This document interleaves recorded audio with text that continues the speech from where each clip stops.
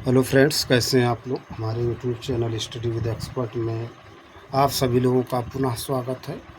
Friends, एक बार फिर हम कुछ इम्पोर्टेंट क्वेश्चन लेकर के आए हुए हैं, उसी पे चर्चा करेंगे। आज का जो हमारा टॉपिक है वो जनरल स्टडीज़ से संबंधित जो प्रीवियस ईयर के क्वेश्चन हैं, UP SSC पेट का जो एग्ज़ाम होता है उसी पे हम चर्चा करेंगे। बहुत ही महत्वपूर्ण टॉपिक है, बहुत ही महत्वपूर्ण प्रश्नों का संग्रह है। आप सभी लोग बने रहिए और ज़्यादा से ज़्यादा प्रैक्टिस कीजिए, रिवीजन कीजिए और अपना नोट्स बनाइए। और हमारे YouTube channel study with expert को भी ज़्यादा से ज़्यादा लाइक कीजिए, शेयर कीजिए, सब्सक्राइब कीजिए। तो चलिए, टाइम को न वेस्ट करते हुए टॉपिक पे आते हैं। ये आज का टॉपिक है बौद्ध धर्म, गौतम बुद्ध जीवन एवं शिक्षाएँ। बौद्ध धर्म, गौतम बुद्ध जीवन एवं शिक्षाएँ से संबंधित जो प्रश्न पूछे गए हैं प्रीवियस ईयर में, उसी पे चर्चा करेंगे। पहला क्वेश्चन करें, निम्नलिखित में से कौन सा बौद्ध पवित्र स्थल निरंजना नदी पर स्थित था। कौन सा बौद्ध पवित्र स्थल निरंजना नदी पर स्थित था। बोध गया, कुशीनगर, लुम्बिनी, श्रीपत्तनम। तो जो बौद्ध पवित्र स्थल निरंजना नदी पर स्थित था वो था बोध गया। व्याख्या कह रहे हैं, प्रसिद्ध बौद्ध स्थल बोध गया निरंजना नदी के किनारे स्थित है। बोध गया में ही गौतम बुद्ध को ज्ञान की प्राप्ति हुई थी और इसके पश्चात वह बुद्ध के नाम से प्रसिद्ध हुए। तभी ये स्थल बौद्ध धर्म के अनुयायियों के लिए अत्यंत महत्वपूर्ण है। वर्ष 2002 में यूनेस्को द्वारा बोध गया में स्थित महाबोधि मंदिर परिसर को विश्व विरासत स्थल घोषित किया गया। विश्व विरासत स्थल। अगला प्रश्न, बोध गया एक महत्वपूर्ण बौद्ध तीर्थ केंद्र क्यों है। बोध गया एक महत्वपूर्ण बौद्ध तीर्थ केंद्र क्यों है। पहला है क्योंकि गौतम बुद्ध वहाँ पैदा हुए थे। दूसरा है क्योंकि गौतम बुद्ध वहाँ ज्ञान प्राप्त किया था। तीसरा है क्योंकि गौतम बुद्ध ने ज्ञान प्राप्त करने के बाद यहाँ अपना पहला उपदेश दिया था। चौथा है क्योंकि गौतम बुद्ध ने यहाँ निर्वाण प्राप्त किया था। तो बोध गया एक महत्वपूर्ण बौद्ध तीर्थ केंद्र क्यों है, क्योंकि यहाँ गौतम बुद्ध को ज्ञान प्राप्त किया था, है ना। गौतम बुद्ध ने यहाँ ज्ञान प्राप्त किया था, यही इसका आंसर। अगला प्रश्न देखते हैं।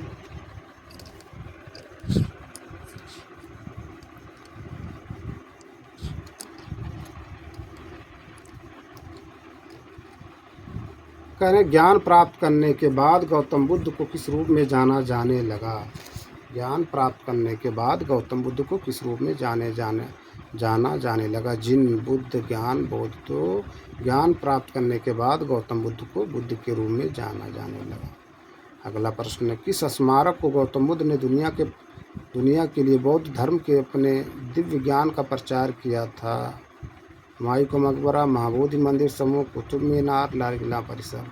तो कह रहे किस स्मारक से गौतम बुद्ध ने दुनिया के लिए बौद्ध धर्म के अपने दिव्य ज्ञान का प्रचार किया था, इसमें, है ना। देखिए इसकी व्याख्या कह रहे हैं, गौतम बुद्ध को बोध गया में ज्ञान प्राप्त हुआ था। नोट, इस ज्ञान का प्रचार का आरम्भ धर्मचक्र परिवर्तन उन्होंने ऋषिपत्तनम, सारनाथ, वाराणसी से किया था। कहाँ, सारनाथ, वाराणसी से। अगला प्रश्न, गौतम बुद्ध को ज्ञान किस नदी के तट पर प्राप्त हुआ था। गंगा, गंडक, पुनपुन, निरंजना। तो गौतम बुद्ध को जो ज्ञान प्राप्त हुआ वो निरंजना नदी के तट पर, है ना। व्याख्या देखिए, कह रहे हैं गौतम बुद्ध को निरंजना नदी के तट पर पीपल वृक्ष के नीचे ज्ञान प्राप्त हुआ था। इन्होंने ज्ञान प्राप्त के पश्चात सर्वप्रथम ऋषिपत्तनम में 5 ब्राह्मण सन्यासियों को ज्ञान प्रदान किया था, जिसे बौद्ध ग्रंथों में धम्मचक्र प्रवर्तन कहा गया। देखिए सन्यासी का है ना, वर्तनी संबंधी में बहुत पूछा जाता है। वर्तनी संबंधी में सन्यासी बहुत पूछा जाता है, कैसे लिखा गया है ना। सन्यासी देखिए, साप आधन बिंदी आधन आए अपनतया, सन्यासी सब बड़ी मतरसी हो, यहाँ सन्यासियों है इसलिए छापर, लेकिन जब सन्यासी लिखेंगे तो छापर बड़ी मतरसी। अगला प्रश्न देखते हैं। कह रहे हैं माना जाता है कि सिद्धार्थ गौतम बुद्ध ने अंतिम अनुभूति के लिए बोधगया जाने से पहले 6 साल तक निम्नलिखित में से किस स्थान पर पवित्रतापूर्वक ध्यान किया था? लुम्बिनी, सारनाथ, डुंगेश्वरी गुफा, कुशीनगर। तो माना जाता है कि सिद्धार्थ गौतम बुद्ध ने अंतिम अनुभूति के लिए बोधगया जाने से पहले 6 साल तक कहाँ पर?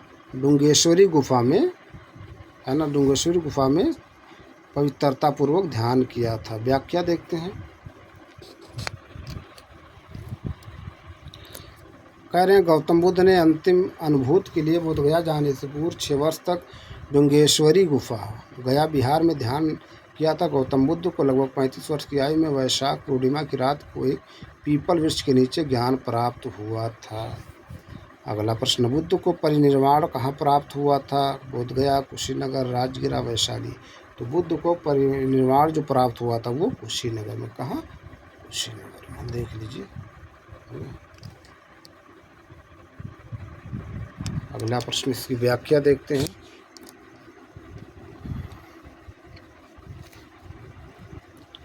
कह रहे हैं महात्मा बुद्ध को मल्ल गणराज्य की राजधानी कुशीनगर में 483 ईस्वी पूर्व में परिनिर्वाण प्राप्त हुआ था। बौद्ध ग्रंथों में इसे महापरिनिर्वाण कहा जाता है। बोधगया उर्वेला में महात्मा बुद्ध को ज्ञान की प्राप्ति हुई। ऋषिपत्तनम सारनाथ में उन्होंने अपना प्रथम उपदेश दिया, जिसे धम्मचक्र प्रवर्तन की संज्ञा दी गई। धम्मचक्र प्रवर्तन की संज्ञा दी गई। अगला प्रश्न है, उस स्थान का नाम बताएं जहां बौद्धों की मान्यता के अनुसार गौतम बुद्ध ने अपनी मृत्यु के बाद परिनिर्वाण प्राप्त किया। कौशाम्बी, कुशीनगर, बदायूं, चित्रकूट, है ना। तो वह स्थान था कुशीनगर, जहाँ बौद्धों की मान्यता के अनुसार गौतम बुद्ध ने अपनी मृत्यु के बाद परिनिर्वाण प्राप्त किया। अगला प्रश्न देखते हैं। कह रहे बौद्धों के लिए उत्तर प्रदेश में स्थित सारनाथ क्यों महत्वपूर्ण है? भगवान बुद्ध ने सारनाथ में ज्ञान प्राप्त किया था। भगवान बुद्ध का जन्म सारनाथ में हुआ था। भगवान बुद्ध का सारनाथ में महापरिनिर्वाण देहांत हुआ था। ज्ञान प्राप्त करने के बाद भगवान बुद्ध ने सारनाथ में अपना पहला उपदेश दिया था। तो बौद्धों के लिए उत्तर प्रदेश में स्थित सारनाथ महत्वपूर्ण इसलिए था। ज्ञान प्राप्त करने के बाद भगवान बुद्ध ने सारनाथ में पहला उपदेश दिया था। अगला प्रश्न देखते हैं। कह रहे बुद्ध ने अपना पहला उपदेश कहाँ दिया था? कुशीनगर, सारनाथ, अयोध्या, वाराणसी। तो बुद्ध ने अपना पहला उपदेश सारनाथ में दिया था। कहाँ? सारनाथ। अगला प्रश्न देखते हैं। गौतम बुद्ध ने सारनाथ में अपना पहला उपदेश में दिया था। भूमि स्पर्श मुद्रा, ध्यान मुद्रा, धम्मचक्र प्रवर्तन मुद्रा, भय मुद्रा। गौतम बुद्ध ने सारनाथ में अपना पहला उपदेश धम्मचक्र प्रवर्तन मुद्रा में दिया था। इसकी व्याख्या देखते हैं। देखिए लिखा हुआ, गौतम बुद्ध ने सारनाथ में अपना पहला उपदेश धम्मचक्र प्रवर्तन मुद्रा में दिया था। गौतम बुद्ध बौद्ध धर्म के संस्थापक थे। अगला प्रश्न, बुद्ध ने अपना पहला धर्म उपदेश देते हुए अपने मत की आधारशिला रखी थी। झांसी, बोधगया, कौशाम्बी, सारनाथ। तो बुद्ध ने सारनाथ में अपना पहला धर्म उपदेश देते हुए अपने मत की आधारशिला रखी थी। कहाँ? सारनाथ में। इसकी व्याख्या देखते हैं। कह रहे हैं गौतम बुद्ध का जन्म कपिलवस्तु के निकट लुम्बिनी नामक स्थान पर हुआ था। बुद्ध ने अपना पहला धर्मोपदेश सारनाथ में दिया। यहाँ उन्होंने 5 ब्राह्मण सन्यासियों को पहला उपदेश दिया, जिसे बौद्ध धर्म में धर्मचक्र प्रवर्तन कहा गया। धर्मचक्र प्रवर्तन। अगला प्रश्न देखते हैं। गौतम बुद्ध ने में धम्मचक्कपवत्तन सूत्र, धम्मचक्र प्रवर्तन सूत्र का उपदेश दिया। कपिलवस्तु, लुम्बिनी, बोधगया, सारनाथ। तो कहाँ पर दिया? धम्मचक्कपवत्तन सूत्र, धर्मचक्र प्रवर्तन सूत्र दिया सारनाथ। अगला प्रश्न देखते हैं। निम्नलिखित में से किस स्थान पर प्रथम बौद्ध संगीत का आयोजन किया गया? कश्मीर, पाटलिपुत्र, राजगीर, गया। तो प्रथम बौद्ध संगीत का आयोजन किया गया राजगीर में। कहाँ? राजगीर। व्याख्या कह रहे हैं महात्मा बुद्ध की मृत्यु के बाद 483 ईस्वी पूर्व में प्रथम बौद्ध संगीत का आयोजन राजगीर में हुआ था। राजगीर। अगला प्रश्न है। पाली में बौद्ध ग्रंथों को आमतौर पर त्रिपिटक यानी थ्री फोल्ड बास्केट कहा जाता है। इनमें से कौन सा त्रिपिटकों में से नहीं है? अभिधम्म पिटक, सूत्र पिटक, उपशाखा पिटक, विनय पिटक, तो इसमें उपशाखा पिटक नहीं है, उपशाखा पिटक नहीं। इसकी व्याख्या देखते हैं। कह रहे हैं पाली में बौद्ध ग्रंथों को आमतौर पर त्रिपिटक या थ्री फोल्ड बास्केट कहा जाता है, जिसमें शामिल हैं सुत्त पिटक, विनय पिटक तथा अभिधम्म पिटक। त्रिपिटक बौद्ध धर्म के मूल ग्रंथ है। ये पाली भाषा में लिखे गए, ये पाली भाषा में लिखे गए। अगला प्रश्न, कनिष्क के शासनकाल के दौरान निम्नलिखित में से कौन सी बौद्ध संगीत आयोजित की गई थी? पहली, दूसरी, चौथी, पांचवी। तो कनिष्क के शासनकाल के दौरान चौथी बौद्ध संगीत आयोजित की गई थी, चौथी, है ना। कहाँ पर होता? कश्मीर में, है ना, कुंडलवन। इसकी व्याख्या देखते हैं। ये देखिए बौद्ध संगीत के जो हुए हैं, है ना, उसके बारे में। प्रथम हुआ था 483 ईस्वी पूर्व, राजगिरा स्थान था। अध्यक्ष महाकश्यप या महाकश्यप, शासक से अजातशत्रु। दूसरा हुआ था द्वितीय 383 ईस्वी पूर्व, वैशाली। अध्यक्ष कौन से? शुभकामी, शासक कालाशोक। तीसरा हुआ था 247 ईस्वी पूर्व, पाटलिपुत्र में मुगली मुगली पुत्र तिस्य, है ना, शासक थे अशोक। चौथी जो हुआ था ईसा की प्रथम शताब्दी, कुंडलवन कश्मीर में, वसुमित्र अध्यक्ष, अश्वघोष उपाध्यक्ष, शासक कनिष्क थे। शासक कौन थे? कनिष्क। देखिए चारों बौद्ध संगीत के बारे में दिया हुआ, कब कहाँ पर हुआ, किसके शासनकाल में हुआ, कौन अध्यक्ष था, है ना। अगला प्रश्न, निम्नलिखित में से किस बौद्ध स्थल पर महिलाओं को पहली बार संघ में नियुक्त किया गया था? सारनाथ, वैशाली, श्रावस्ती, राजगीर। तो वैशाली जो बौद्ध स्थल था, वहाँ पर पहली बार महिलाओं को संघ में नियुक्त किया गया था। कहाँ? वैशाली। व्याख्या देखिए, महिलाओं को पहली बार महात्मा बुद्ध ने शिष्य आनंद के अनुरोध पर वैशाली में संघ में प्रवेश की अनुमति दी थी। संघ में भर्ती होने वाली पहली महिला महाप्रजाति गौतमी थी। पहली महिला प्रजाति गौतमी थी। अगला प्रश्न, नागार्जुन कौन थे? एक जैन भिक्षु, एक बौद्ध दार्शनिक, एक यूनानी शासक, एक वैदिक ऋषि। तो नागार्जुन जो थे वो एक बौद्ध दार्शनिक थे। नागार्जुन एक बौद्ध दार्शनिक थे। व्याख्या देखते हैं। नागार्जुन एक बौद्ध दार्शनिक थे। उन्होंने प्रज्ञा पारमिता सूत्र की रचना की, जिसमें शून्यवाद सापेक्षवाद का प्रतिपादन किया गया। वे माध्यमिक दर्शन के प्रतिपादक थे। वे माध्यमिक दर्शन के प्रतिपादक थे। अगला प्रश्न देखते हैं। कह रहे हैं भारत में स्थित किस शहर को विश्व का सबसे पुराना शहर माना जाता है? कुशीनगर, वाराणसी, आगरा, सारनाथ। भारत में स्थित किस शहर को विश्व का सबसे पुराना शहर माना जाता है? ये है वाराणसी। व्याख्या देखते हैं। कह रहे हैं हिंदू पौराणिक कथा के अनुसार वाराणसी काशी विश्व का प्राचीनतम शहर। प्राचीन काल में वाराणसी काशी महाजनपद की राजधानी थी। अगला प्रश्न है, कह रहे त्रिरश्मि बौद्ध गुफा परिसर जहाँ 3 नई गुफाएं खोजी गईं किस राज्य में स्थित है? बिहार, महाराष्ट्र, उत्तर प्रदेश, मध्य प्रदेश। तो त्रिरश्मि बौद्ध गुफा परिसर जहाँ 3 नई गुफाएं खोजी गईं वो महाराष्ट्र राज्य में स्थित है। कहाँ? महाराष्ट्र राज्य में स्थित हैं। इसकी व्याख्या देखते हैं। देखिए कह रहे महाराष्ट्र के नासिक जिले में त्रिरश्मि बौद्ध गुफाएं स्थित हैं। भारतीय पुरातत्व सर्वेक्षण को उसी क्षेत्र में 3 और गुफाएं मिली हैं। अगला प्रश्न है, राजा बिंबिसार के दरबार में उस प्रसिद्ध चिकित्सक का क्या नाम है जो भगवान बुद्ध के निजी चिकित्सक थे? अजातशत्रु, सारिपुत्र, जीवक, राहुला। तो राजा बिंबिसार के दरबार में उस प्रसिद्ध चिकित्सक का नाम था जीवक, है ना, जो भगवान बुद्ध के निजी चिकित्सक थे। व्याख्या देखिए, कह रहे हैं जीवक प्राचीन भारत के प्रसिद्ध आयुर्वेदाचार्य थे। ये गौतम बुद्ध के निजी चिकित्सक तथा बिंबिसार के दरबारी चिकित्सक भी थे। बिंबिसार मगध का राजा था तथा अजातशत्रु बिंबिसार का पुत्र था। अजातशत्रु बिंबिसार का पुत्र था। अगला प्रश्न देखते हैं। कह रहे हैं स्तूप के अर्धवृत्ताकार टीले के ऊपर देवताओं के निवास का प्रतिनिधित्व करने वाली बालकनी जैसी संरचना कहलाती है? हर्मिका, अंडा, यास्ति, छत्री। तो स्तूप के अर्धवृत्ताकार टीले के ऊपर देवताओं के निवास का प्रतिनिधित्व करने वाली बालकनी जैसी संरचना हर्मिका कहलाती। क्या? हर्मिका, है ना। इसकी व्याख्या देखते हैं।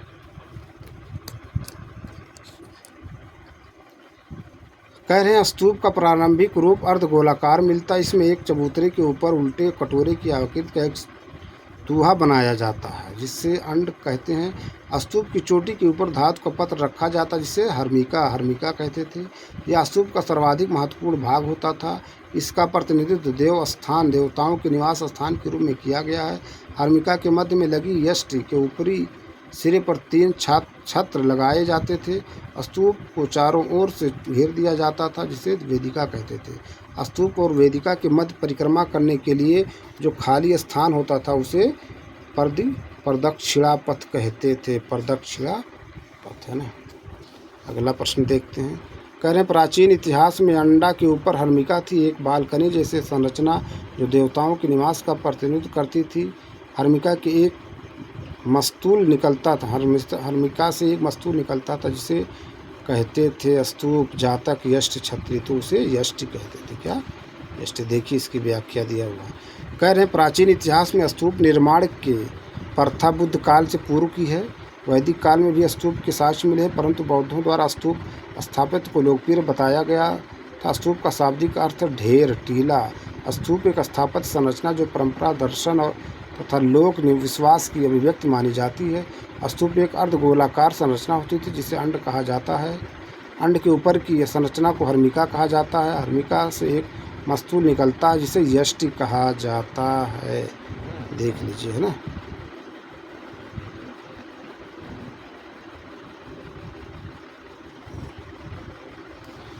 अगला टॉपिक है जैन धर्म। जैन धर्म, है ना। महावीर, है ना, जीवन और शिक्षाएँ, है ना। अगला टॉपिक है महावीर। जैन धर्म में महावीर से संबंधित, उनके जीवन और शिक्षाएँ से संबंधित महत्वपूर्ण प्रश्न। कह रहे हैं पहले जैन तीर्थंकर कौन थे? पहले जैन तीर्थंकर कौन थे? महावीर, ऋषभ, पारसनाथ, पद्मनाथ, नाभ, है ना। तो पहले जैन तीर्थंकर थे ऋषभ।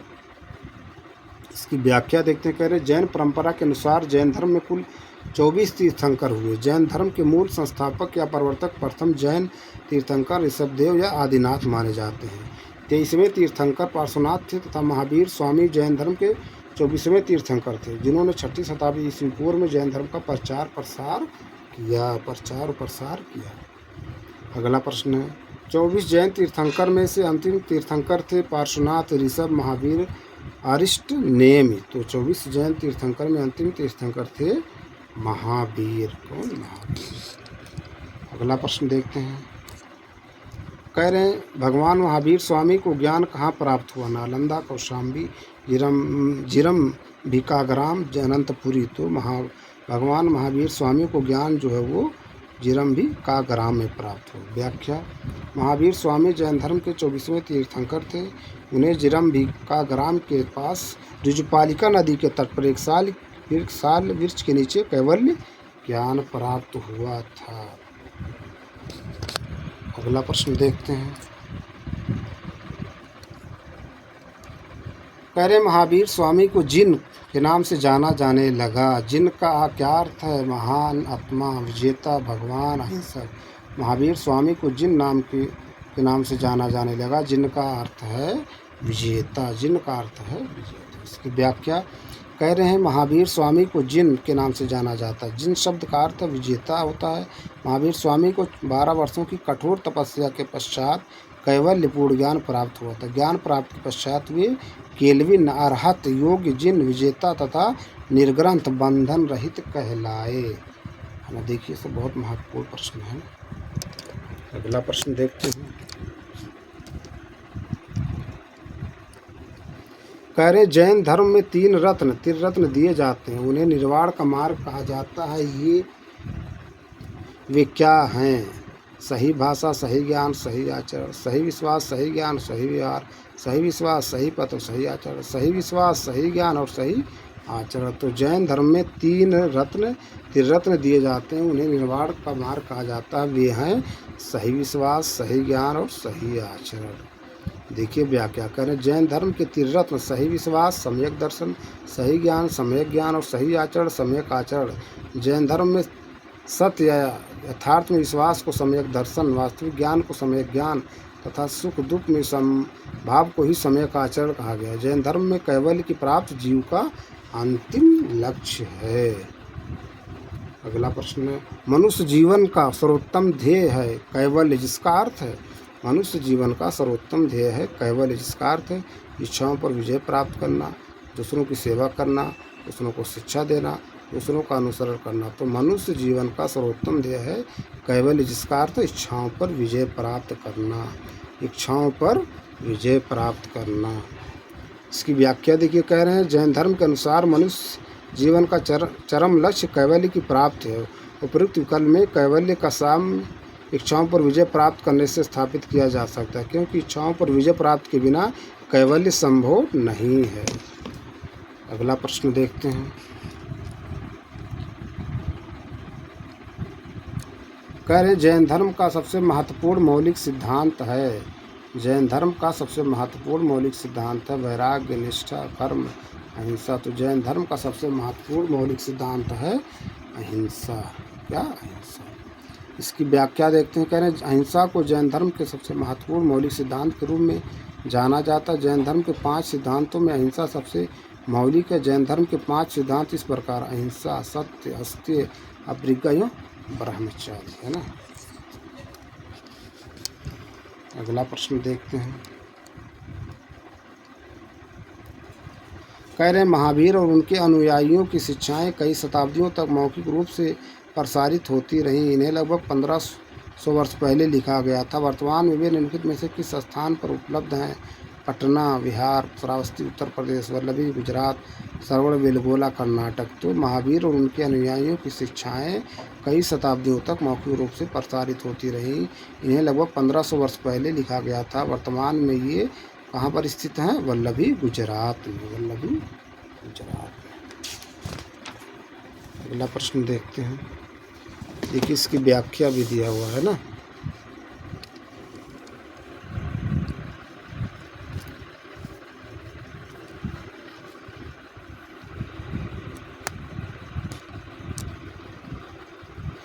कह रहे महावीर और उनके अनुयायियों की शिक्षाएं कई शताब्दियों तक मौखिक रूप से प्रसारित होती रहीं। इन्हें लगभग 15 वर्ष पहले लिखा गया था। वर्तमान में वे गुजरात के वल्लभी नामक स्थान पर उपलब्ध है। कहाँ? गुजरात के वल्लभी नामक स्थान पर। अगला टॉपिक मौर्य वंश। अगला टॉपिक है मौर्य वंश, जिसमें सम्राट अशोक से संबंधित जो प्रश्न पूछे गए हैं उस पर हम चर्चा करेंगे। सम्राट अशोक। कह रहे मेगास्थनीज जिन्होंने भारत के बारे में प्रसिद्ध ग्रंथ इंडिका लिखी, वह मूल रूप से किस देश के थे? पुर्तगाल, ग्रीस, मिस्र, तुर्की। तो मेगास्थनीज जिन्होंने भारत के बारे में प्रसिद्ध ग्रंथ इंडिका लिखी, वह मूल रूप से ग्रीस के थे। कहाँ के? ग्रीस के निवासी। व्याख्या कह रहे मेगास्थनीज मूलतः ग्रीस का निवासी था, जो सेल्यूकस निकेटर का राजदूत बनकर चंद्रगुप्त मौर्य के दरबार में आया था। मेगास्थनीज की प्रसिद्ध पुस्तक का नाम इंडिका था। क्या? इंडिका। अगला प्रश्न है मौर्यकालीन भारत के विवरण वाली इंडिका के लेखक थे, इनमें से कोई नहीं? भीमसांग, फाहियान, मेगास्थनीज। तो मौर्यकालीन भारत के विवरण वाली इंडिका के लेखक थे मेगास्थनीज। कौन?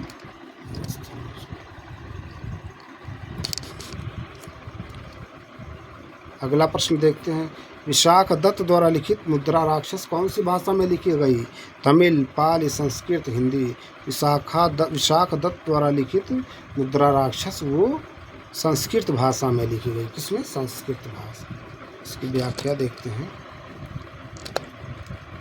कह रहे हैं विशाख दत्त द्वारा रचित मुद्रा राक्षस संस्कृत भाषा का नाटक, इसे हिंदी में अनुदित करने का श्रेय भारतेंद्र हरिश्चंद्र को प्राप्त है। इस ग्रंथ से चंद्रगुप्त मौर्य के विषय में विस्तृत सूचना प्राप्त होती है। नाटक में चंद्रगुप्त को विरसल तथा कलहीन कहा गया है। डुंडीराज ने मुद्रा राक्षस पर टीका लिखी थी। कौन? डुंडीराज। अगला प्रश्न नगर पालिका प्रशासन की एक विस्तृत प्रणाली की स्थापना के लिए निम्नलिखित में से सबसे प्रसिद्ध राजा का नाम बताइए। चंद्रगुप्त, विक्रमादित्य, चंद्रगुप्त मौर्य, कनिष्क, अकबर। तो नगर पालिका प्रशासन की एक विस्तृत प्रणाली की स्थापना के लिए सबसे प्रसिद्ध राजा का नाम था चंद्रगुप्त मौर्य। चंद्रगुप्त कौन? चंद्रगुप्त। अगला प्रश्न देखते हैं।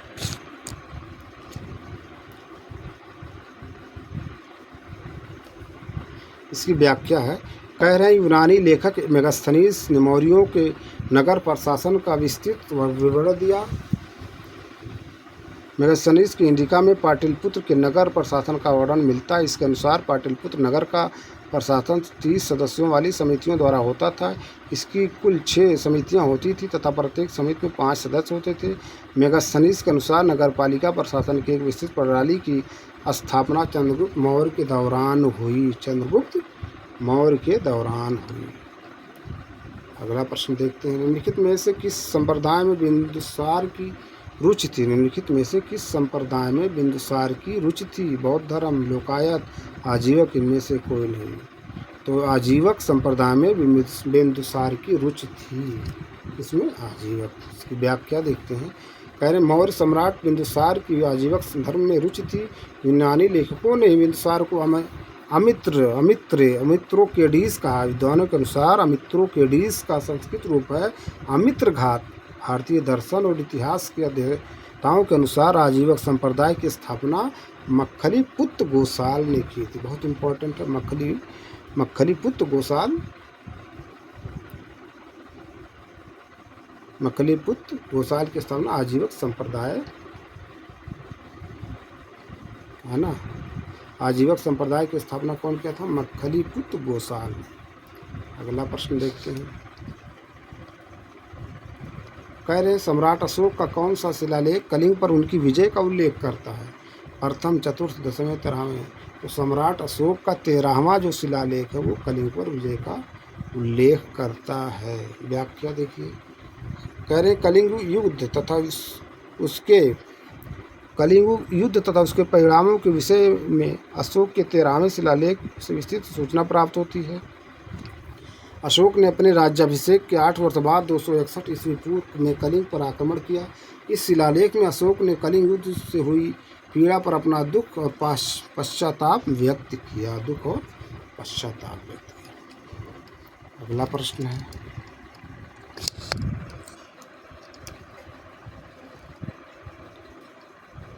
कह रहे अशोक के आक्रमण के दौरान कलिंग पूर्वी प्रांत की राजधानी कौन सी थी? तक्षशिला, पाटलिपुत्र, उज्जैन, तोसली। तो अशोक के आक्रमण के दौरान कलिंग पूर्वी प्रांत की राजधानी तोसली थी। व्याख्या।